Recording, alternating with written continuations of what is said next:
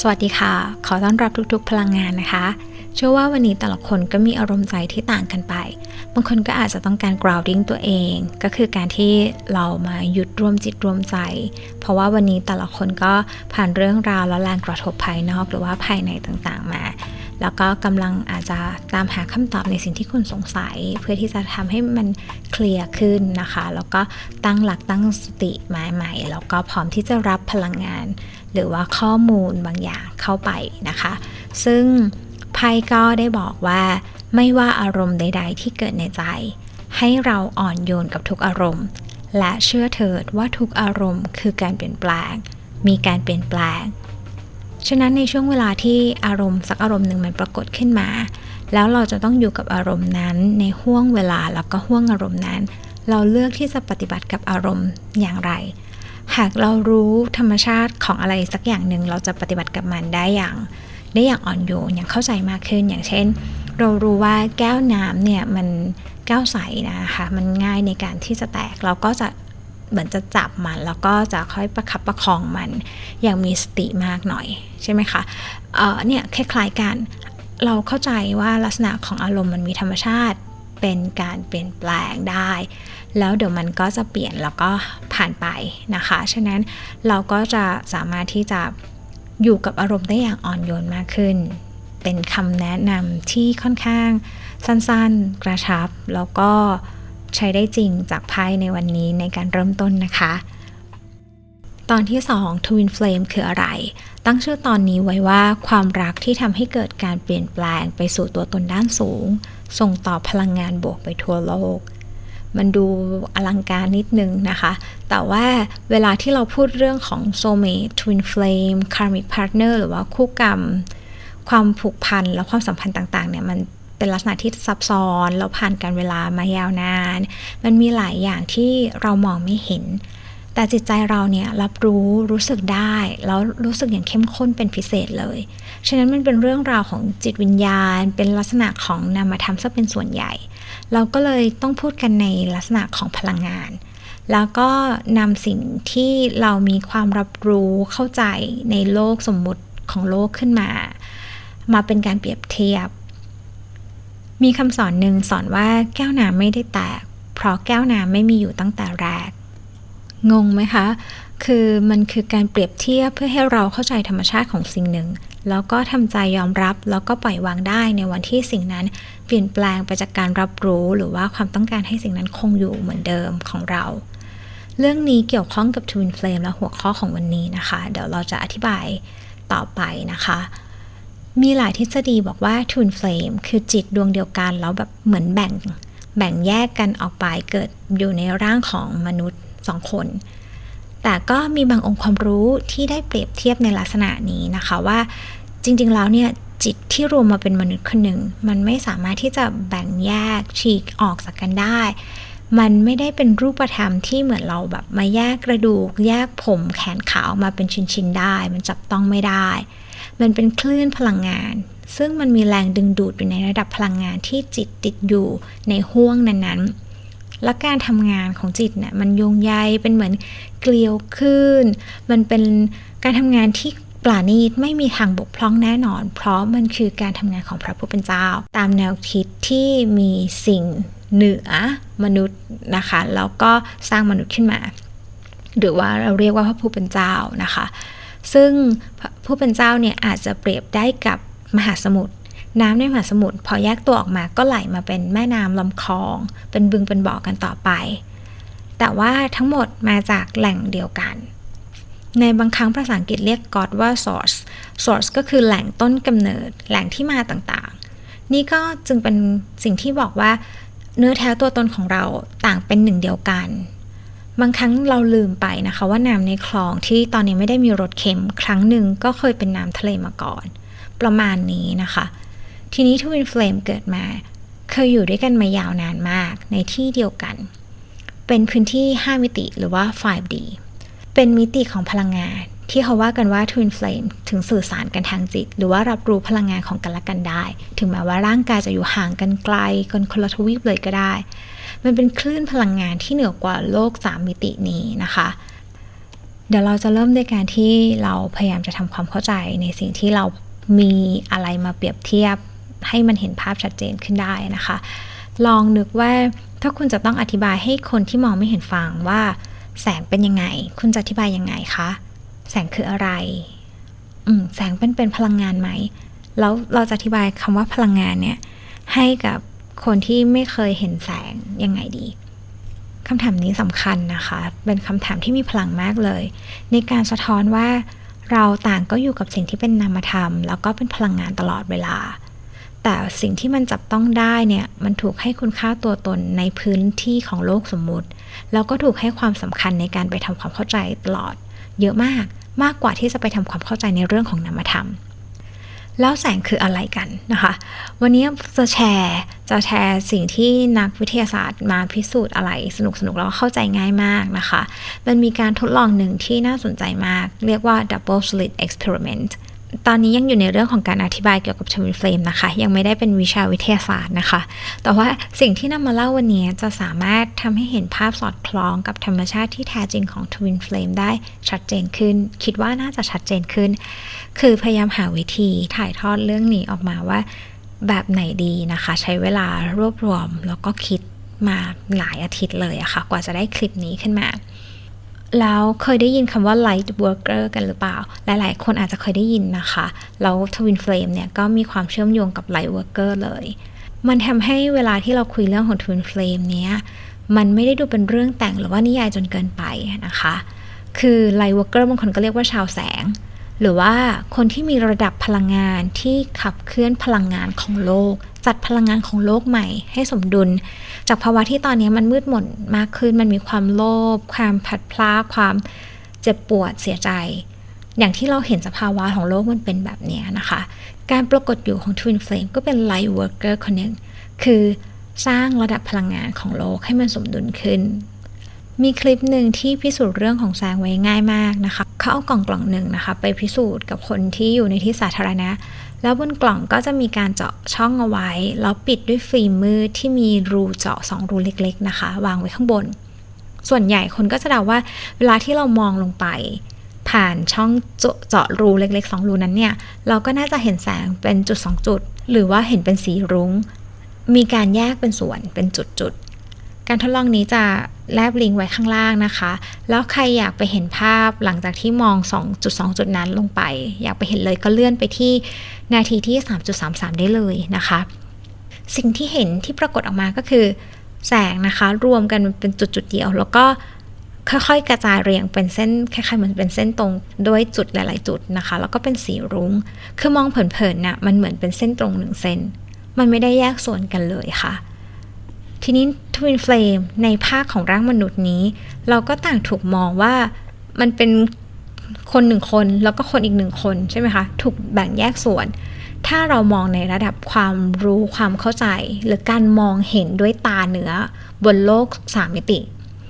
มันเป็นสิ่งที่แยกกันเป็นชิ้นๆแต่ในอีกหนึ่งความจริงที่มันเหนือในมิติที่3นี้เหนือกว่าสิ่งที่สามารถจับต้องรูปคำได้มันคือพลังงานที่ไม่ได้แยกออกจากกันเลยแล้วเวลาเราพูดถึงเรื่องของการยกระดับจิตการพัฒนาตัวตนให้ไปสู่ตัวตนด้านสูงการกลับไปสู่ตัวตนของตัวเองอย่างสมบูรณ์การไปเป็น authentic self เนื้อแท้ตัวตนของเราเนี่ยมันดูมีคำงงๆแล้วก็อะไรเป็นยังไงค่อนข้างมากนะคะซึ่งบางครั้งเวลาที่เราพูดคุยเปรียบเทียบกับอะไรไปมันก็ไม่ได้จะสามารถที่จะ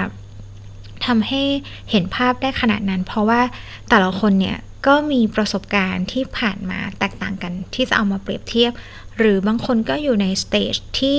ยังไม่ได้รับรู้อารมณ์หรือความรู้สึกบางอย่างในชีวิตเรามันจะมีอารมณ์ที่เรายังไม่รู้จักแล้วก็ยังไม่รู้ว่าจะ handle จัดการกับมันยังไงอีกหลายอย่างใช่ไหมคะบางคนก็เคยผ่านบางอารมณ์มาแล้วก็รู้วิธีจัดการแล้วบางคนก็ยังไม่เคยเกิดอารมณ์นั้นขึ้นมาก็เลยแบบหาวิธีการว่า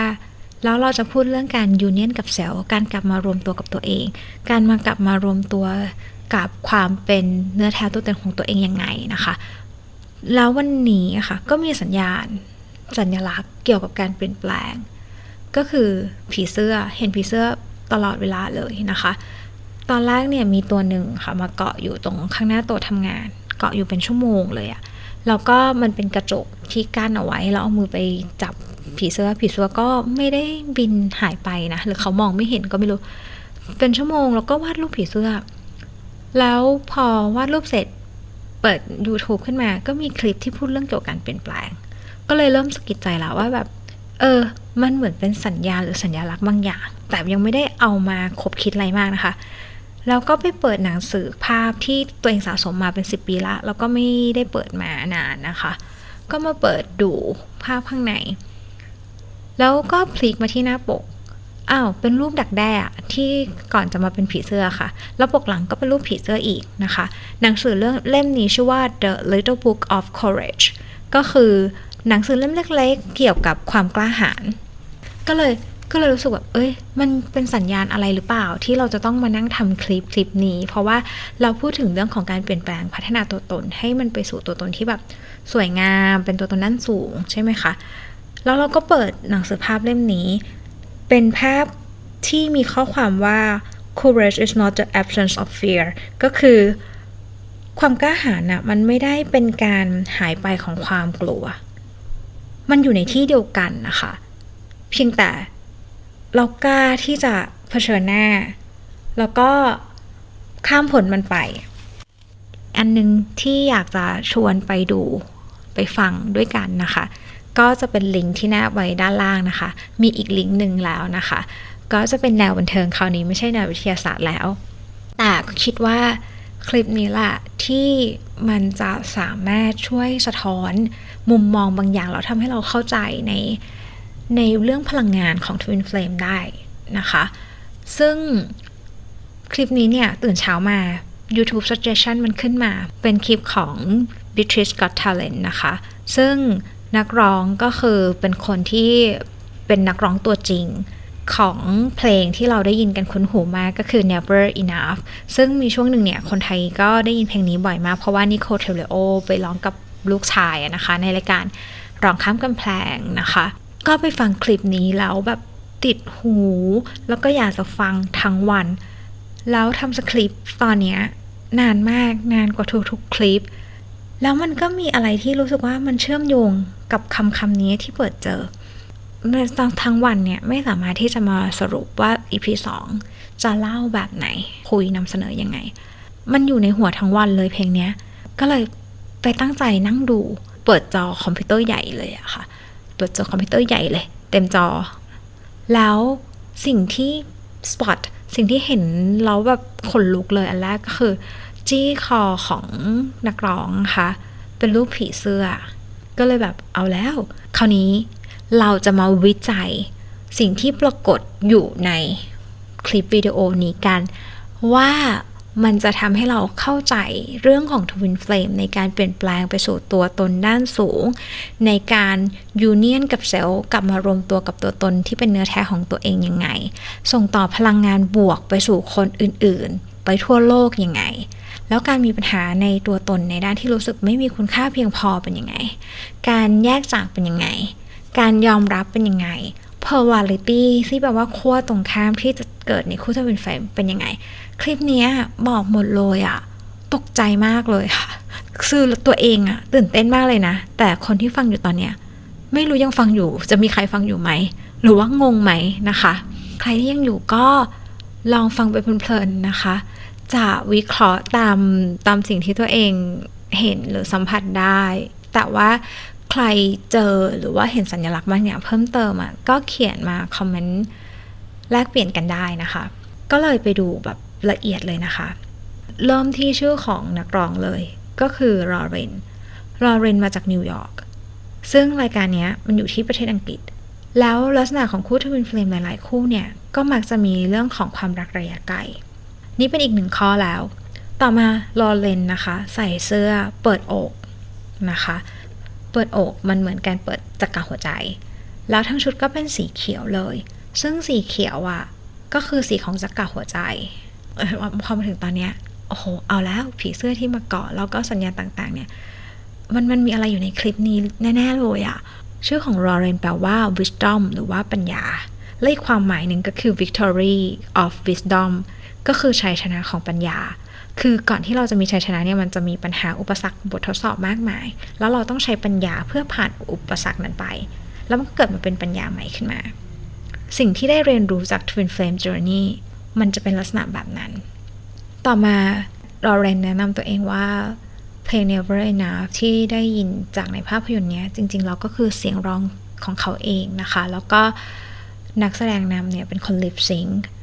คือเขาถูกจ้างมาเป็นเหมือนไกด์เสียงเฉยๆแต่ว่าสุดท้ายทั้งผู้กำกับแล้วก็นักแสดงเองอ่ะเป็นคนที่บอกว่าอยากให้ลอเรนเป็นคนร้องแล้วเขาจะเป็นคน lip sync เอง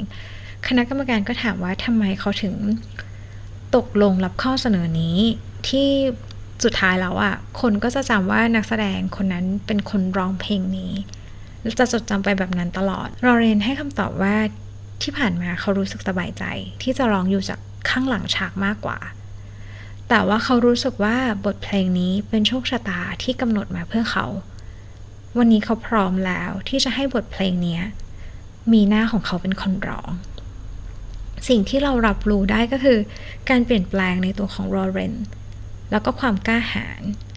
หากฟังดีๆนะคะก่อนที่จะมีการเริ่มร้องเพลงก็มีผู้ชายคนหนึ่งพูดว่า brave girl หญิงสาวผู้กล้าหาญด้วยนะคะนั่นแสดงให้เห็นว่าเธอผ่านกระบวนการจัดการโลกภายในเพลง Never Enough ในประกอบภาพยนตร์ชื่อว่า The Greatest Showman The Greatest แปลว่ายิ่งใหญ่ยอดเยี่ยม Showman ก็คือนักแสดงมันเหมือนที่เขาบอกว่าโลกคือละครใบเนี้ยแต่ละคนต่างก็มีบทบาท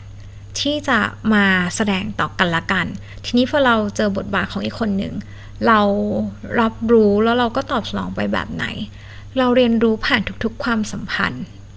ไม่ว่าจะเป็นอย่างที่แก้วที่เราพูดถึงกันไปก่อนหน้านี้ที่เรารู้ว่าลักษณะของมันเป็นแบบนี้โอเคเดี๋ยวเราจะประคับประคองมัน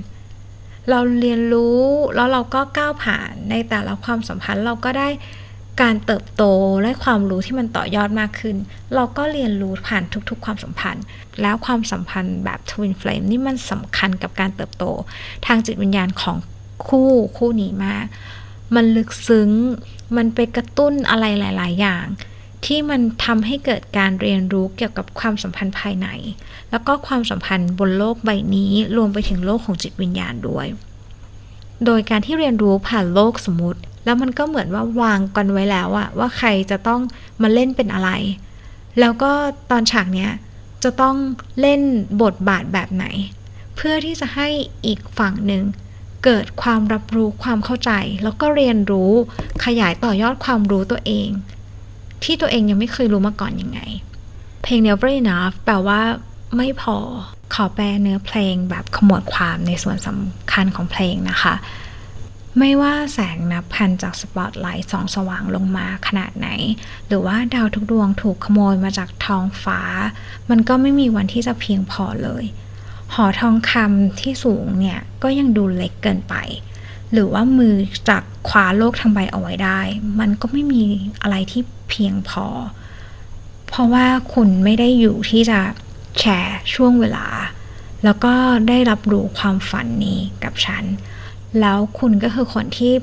เป็นคนจุดประกายผลักดันที่ให้ฉันเชื่อในตัวเองแล้วก็ทำความฝันสำเร็จ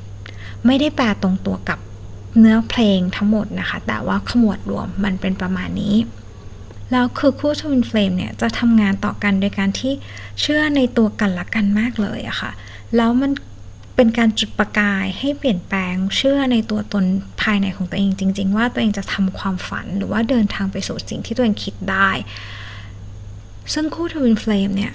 จะเป็นจุดที่มาผลักดันจุดประกายให้เกิดการเปลี่ยนแปลงในตัวเองในการไปเชื่อแล้วก็มีความหวังในสิ่งที่ตัวเองจะสร้างสรรค์ขึ้นมาได้ Twin Flame เนี่ยจะเชื่อในตัวของคู่ของตัวเองมากเลยว่าทำได้จะเป็นประกายได้นะคะไม่ได้แปลว่าคนอื่นๆความสำคัญแบบอื่นจะไม่สามารถที่จะมากระตุ้นหรือว่าผลักดันให้เราฉายแสงขึ้นมาได้แต่ว่า Twin Flame เนี่ยเหมือนแบบมาจุดไฟขึ้นมามันเป็นพลังงานที่เข้มข้นมากกว่าปกติอะค่ะเข้มข้นคล้ายๆกับพลังงานของเพลงนี่แหละแล้วสิ่งหนึ่งที่เรียกว่า polarity หรือว่าคู่ตรงข้ามเนี่ย บางครั้งมันอธิบายยากให้เห็นเป็นในลักษณะของพลังงานแต่ว่าคลิปนี้อะค่ะรู้สึกว่าพอที่จะจับพลังงานนั้นได้ก็คือเนื้อเพลงเนี่ยมันคือความที่ไม่พอความที่รู้สึกว่ามันไม่พอเราจะต้องอยู่กับคนคนนั้นแต่ในคลิปนี้ในเวทีนี้ที่เราเล่นนำเสนอเพลงนี้ออกมาเราเห็นความเต็มสมบูรณ์เราเห็นเนื้อแท้ตัวตนที่แท้จริงความก้าวผ่านความกลัวบางอย่างของเขาแล้วเขาก็ฉายแสงแปล่งประกายมากแล้วทุกคนมีความสุขทุกคนตื้นตันทุกคนรับรู้ได้ถึงพลังงานที่มันยิ่งใหญ่มาก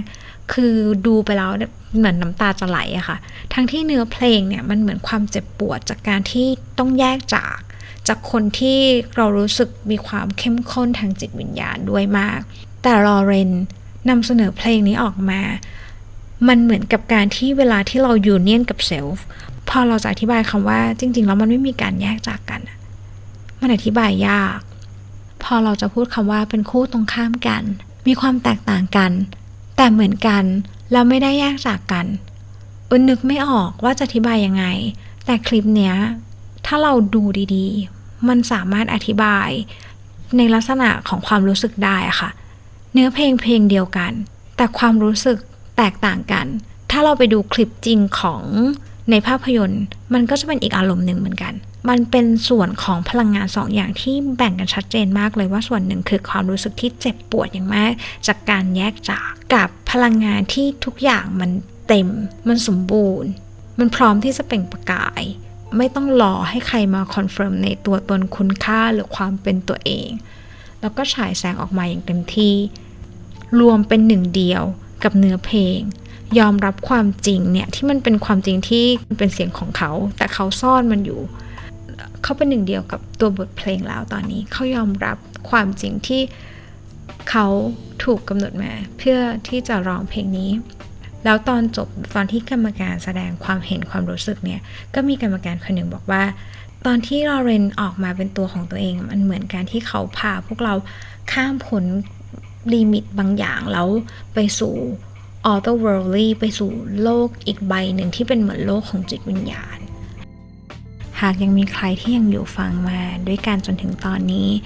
ดูคลิปของลอเรนแล้วนะคะคุณจะรู้สึกได้ถึงความรู้สึกที่มันเป็นพลังงานที่เต็มเป็นเนื้อแท้ตัวตนที่มันได้ฉายแสงการที่กลับไปรวมกับจิตวิญญาณของตัวเองอีกครั้งมันเป็นแบบไหนแล้วก็ส่งพลังงานนั้นออกไปสู่คนรอบข้างสู่คนทั้งโลกมันเป็นยังไงมันทรงพลังแค่ไหนนะคะรู้สึกขอบคุณอะไรก็แล้วแต่นะคะที่ทำให้เรากลับไปดูคลิปนี้อย่างละเอียดแล้วก็ได้นำมาเสนอแลกเปลี่ยนกันใน EP 2 นี้ซึ่งอาจจะดูนานอาจจะแบบดูพูดอะไรไปเรื่อยๆแต่หวังว่ามันน่าจะช่วยทำให้เราเข้าใจในเรื่องของพลังงานแล้วก็สเตทที่เวลาที่เราได้มายูเนียนกับเซลฟ์แล้วเราสามารถที่จะนำความรักไปสู่การพัฒนาตัวตนให้เป็นตัวตนด้านสูงของตัวเองขึ้นได้อย่างไงแล้วก็ส่งพลังงานกระทบไปสู่ระดับพลังงานของโลกเป็นประโยชน์กับคนอื่นๆต่อไปมันเป็นยังไงคะ